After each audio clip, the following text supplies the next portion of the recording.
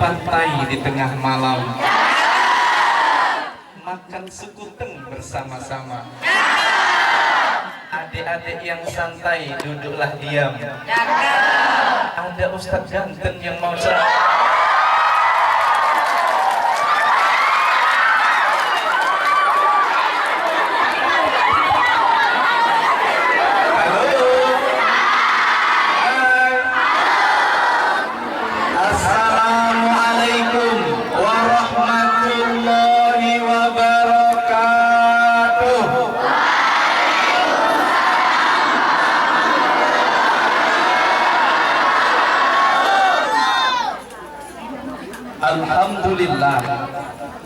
Alhamdulillah subhanaka la ilma lana illa ma 'allamtana innaka antal alimul hakim.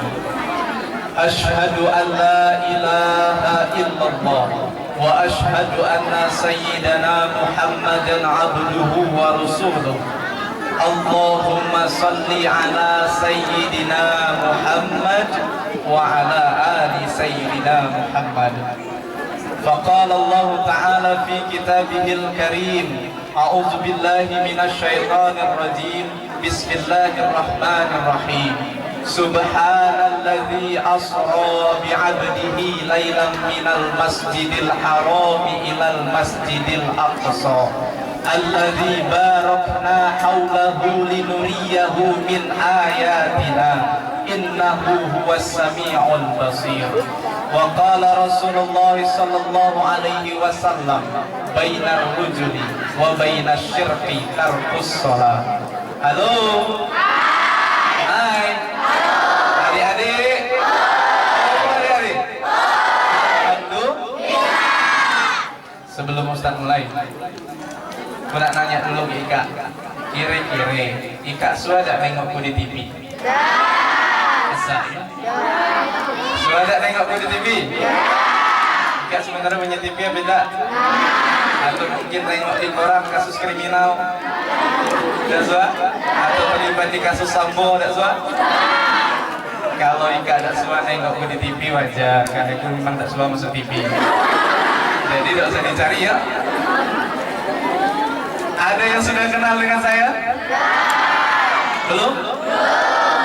Kalau belum kenal dengan saya, maka izinkan saya perkenalkan diri terlebih dahulu. Boleh? Perkenalkan, nama saya Dodi Tarmizi. Siapa dia? Dodi Tarmizi. Ada yang namanya sama? Ada.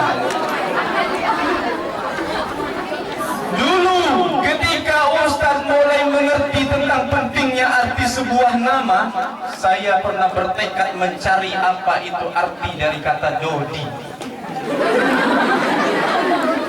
Oh, mudah-mudahan kata-kata Dodi ini agak islami. Saya bukalah Al-Quran. Buka itu Al-Quran, 114 surat, 30 juz, 6.666 ayat. Dari sampul pertama sampai sampul terakhir tak ditemukan satupun kata Dodi. Tidak ada. Oh, ternyata Dodi ini tidak islami. Apakah saya menyerah? Tidak. Saya cari lagi dari kamus bahasa Inggris. Siapa tahu agak gaul nama Dodi. Carilah kamus yang paling tebal. Kubuka dari sampul pertama abjad A sampai yang terakhir Z, juga tidak ditemukan kata Dodi. Apakah menyerah? Tidak. Saya tetap bertekad harus menemukan arti kata Dodi. Akhirnya saya belilah kalkulator bahasa Inggris. Apa namanya? Apa namanya? Paling ya. Kalkulator bahasa Inggris itu kan di situ ada semua artinya. Kalau kita ketik enter ada semua artinya. Jadi saya tulis DODI serta enter. Cuman strip aja. Muncul garis saja. Garis datar. Kayaknya ada rela artinya. Aku ketik lagi DODI serta strip lagi. Dalam hatiku Allah itu suka dengan yang ganjil-ganjil. Mungkin ketiga baru metu artinya. DODI, cetar, ternyata muncul artinya. Kelinci artinya. Kelinci artinya. Oh, rupa-rupanya saya pahami, ternyata kelinci ini adalah hewan yang pertama suka makan wortel. Saya juga suka makan wortel. Yang kedua, kelinci ini hewan kecil, hobi loncat-loncat. Saya juga kurus kering kerempeng, alhamdulillah. Bisa yang kurus, sama-sama kurus kita. Yang ketiga ini ternyata saya tidak terima, adik-adik. Rupa-rupanya kelinci ini lambang playboy. Udah terima, saya ngapain? Laku orang setia. Dibilang playboy. Saya setia, pacar saya cuma satu, di Lubuk satu, di Kopak satu.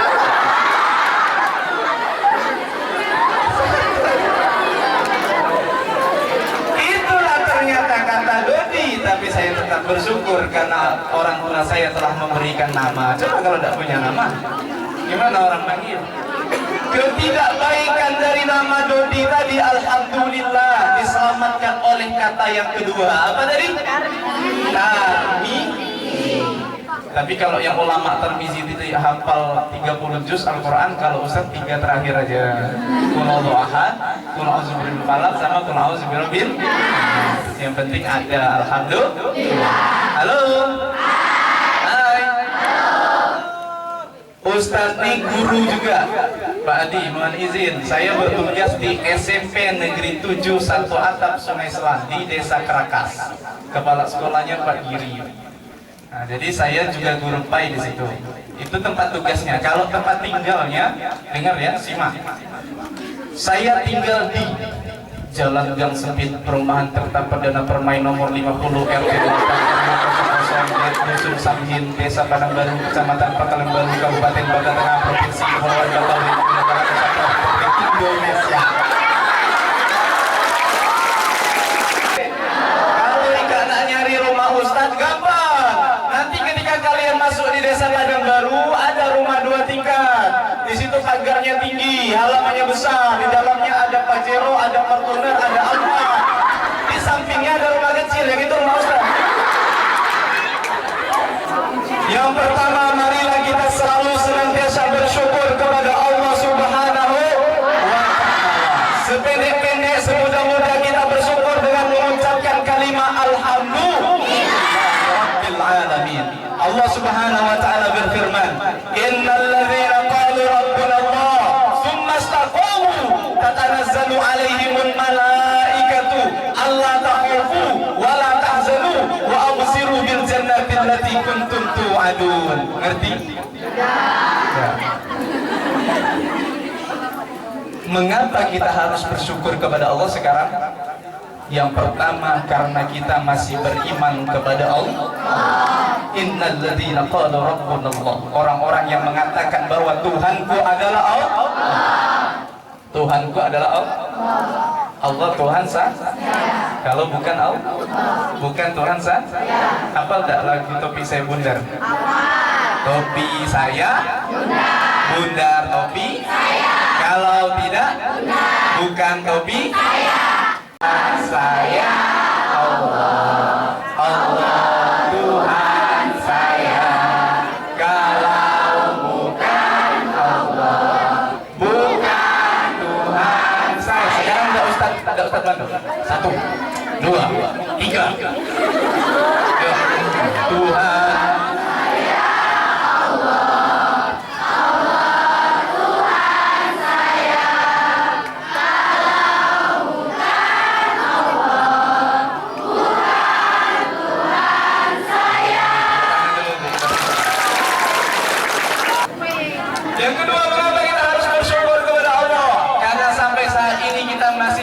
kesempatan untuk hidup. Untuk apa? Hidup. Orang miskin mati, raja-raja mati, rakyat biasa mati, Pak Maskar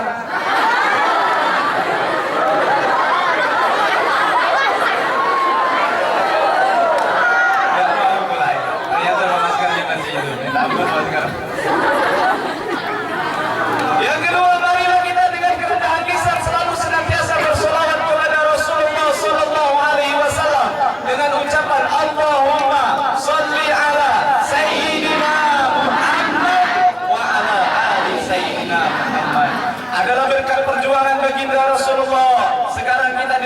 dijelaskan tadi oleh Bapak Ketua Komite, minaz zulumati ilan nur, kita dibawa dari zaman kegelapan menuju zaman yang terang benar. Dari zaman bodoh kita tentang Tuhan, tapi sekarang kita sudah tahu tentang keimanan. Alhamdulillah. Ada 3 momentum pada hari ini. Pertama, khataman Quran. Kedua, peringatan Isra wal Mi'raj. Yang ketiga, nganggur. Tema P5-nya, kearifan lokal. Masalah Isra wal Mi'raj. Sekarang Ustaz nak nanya, Ika percaya ada ke Isra Mi'raj? Percaya tidak dengan Isra Mi'raj? Masuk akal tidak? Baginda Rasulullah dari Masjidil Haram di Mekah, kemudian ke Masjidil Aqsa Baitul Maqdis di Palestina, naik ke langit 1, 2, 3, 4, 5, 6, 7 ke Sidratil Muntaha, bertemu langsung dengan Allah, 7 hasta saja batasnya, kemudian bercakap langsung dengan Allah, diberikan wahyu berupa waktu sholat, kembali lagi ke Mekah. Kira-kira tanya waktu setengah malam, masuk akal tak? Masuk akal tak? Lantas bagaimana kita bisa mempercayainya? Bagaimana?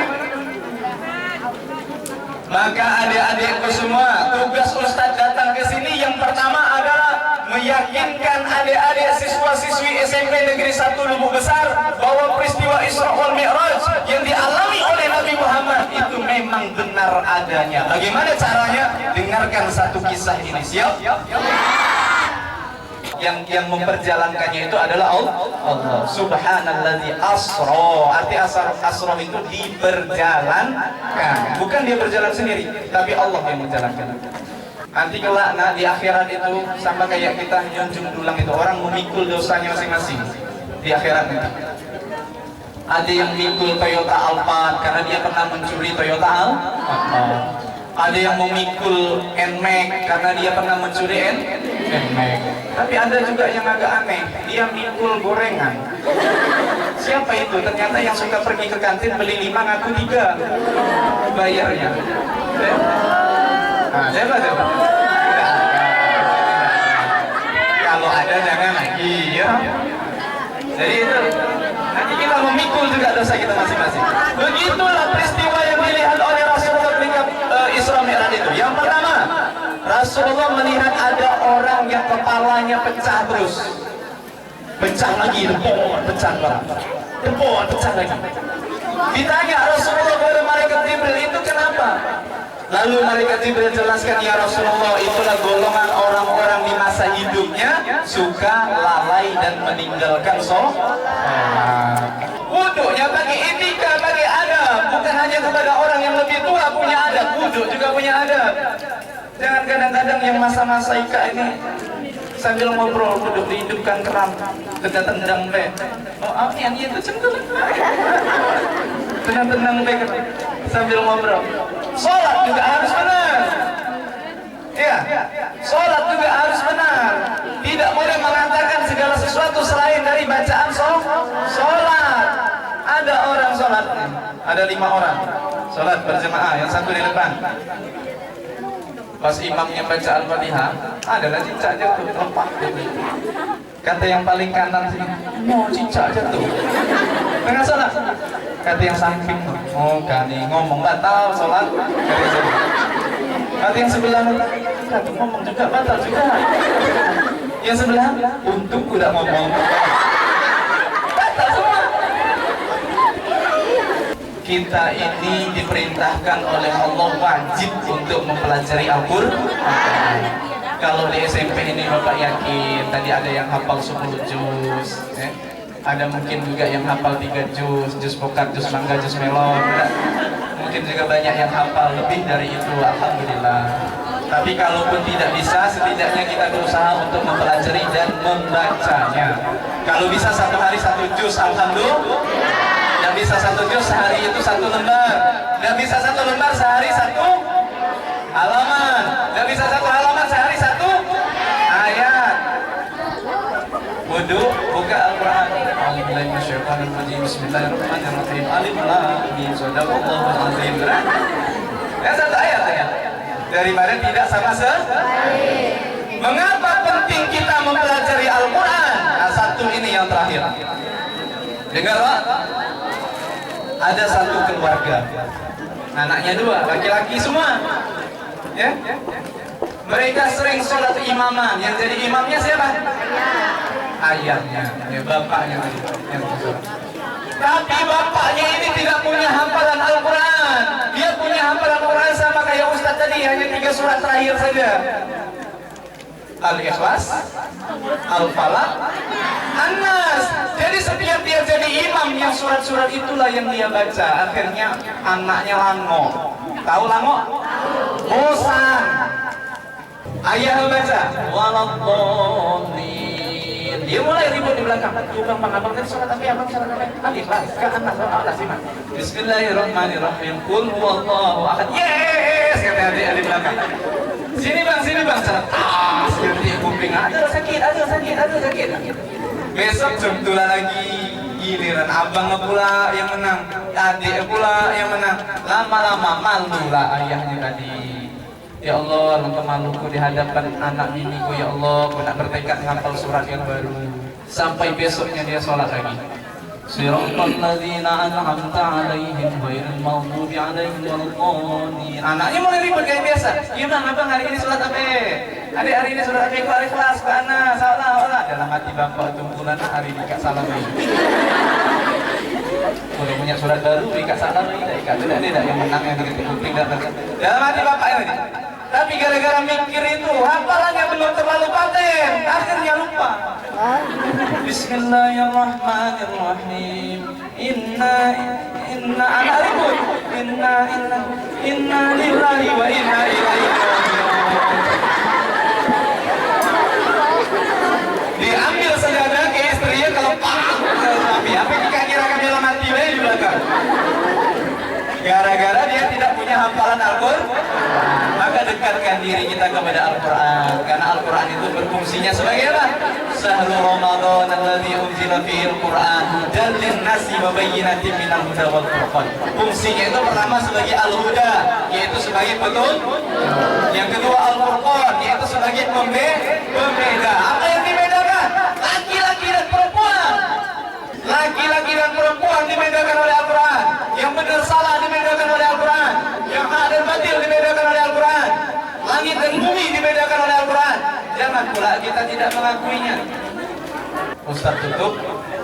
Sebelum Ustaz tutup, ada doa yang diajarkan kepada kita selama bulan Rajab dan bulan Sya'ban. Apa doanya? Allahumma barik lana fi Rajab wa Sya'ban wa ballighna Ramadan. Tapi kita pakai lagi. Ikutin Ustaz. Allahumma barik lana fi Rajab wa Sya'ban wa ballighna Ramadan. Ya Allah, ya Tuhanku, berkahilah kami di bulan Rajab ya Allah, berkahi kami di bulan Sya'ban ya Allah, dan sampaikan kami ke bulan suci Ramadan. Amin ya Rabbal.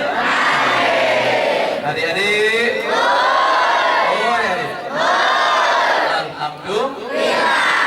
Demikianlah yang bisa Ustaz sampaikan. Mohon maaf jika ada kata-kata yang salah, tetapi rasanya kurang pas karena di awal dengan pantun, maka di akhir juga ditutup sama pan. Tapi bilang cakep, siap? Jalan-jalan ke Pangkal Pinang, beli udang di pasar pagi.